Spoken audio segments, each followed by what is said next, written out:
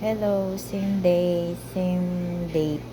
Si- ah, but different time. 10:58 in the morning. Yun. May naalala. Gusto ko kasi magkwento kasi ewan ko parang ba't ba natitingin ako doon? Gusto ko magkwento.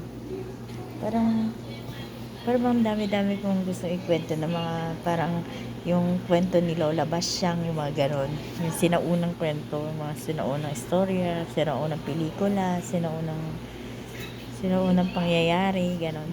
Dito naman ngayon ako tumidi. Ano ba yan? E di, eto na. Kasi di ba sa mga probinsya uso yung mga impacto, yung mga ganon, yung maligno, yung mga ganon. Yung tawag dito, uso yung mga masakit na uso yung mga aswang gano'n, manananggal gano'n. Hindi ko na alam kung paano sisimulan. Dito kasi sa amin sa probinsya namin walang ganun, walang katatakutan, puro lang katatawanan.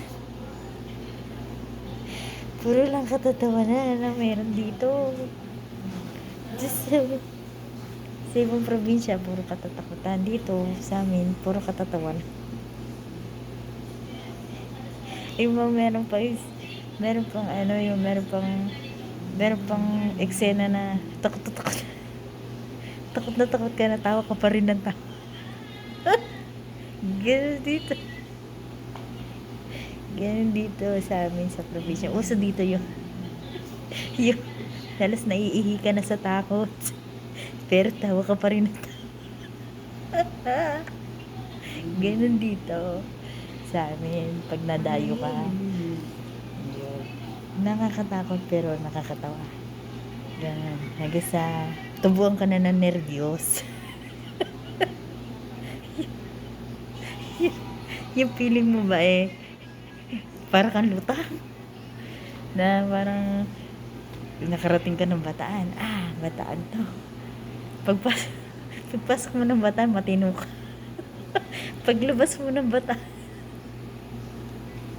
para ka ng mulala. Ganun dito sa amin. Sa probinsya namin. Kaya kaya yung iba nasisindak pero natatawa. Ganun. Hindi mo naman alam kung ano. Basta takot tayo.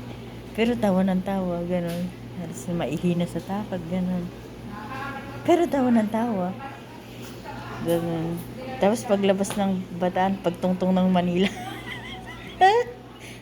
Nandun yung may psychiatrist. Nandun yung naglalakad na lang mag-isa na mental na. Parang tapos minsan nakakalimutan yata yung sarili, ganun. Kaya sabi ko, only here in the Bataan lang yun. Sa ibang probinsya talagang may katatakutan, dito sa amin ganun. So yun lang, share ko lang. Kaya yung mga dadayo, yung mga bibisita, yung mga turista, yung mga masanay na kayo. Gito talagang aurahan dito. Kaya, pero masaya at walang violensya. Depende na lang sa'yo. Depende na lang sa'yo kung paano mo makukumpisa sa sarili mo na ganun lang yon. Pero dito, mga harmless ang tao dito. Akala mo lang, akala mo lang, akala mo lang pero hindi. Ayun, nasa sarili mo na lang kung paano mo yan dadalhin.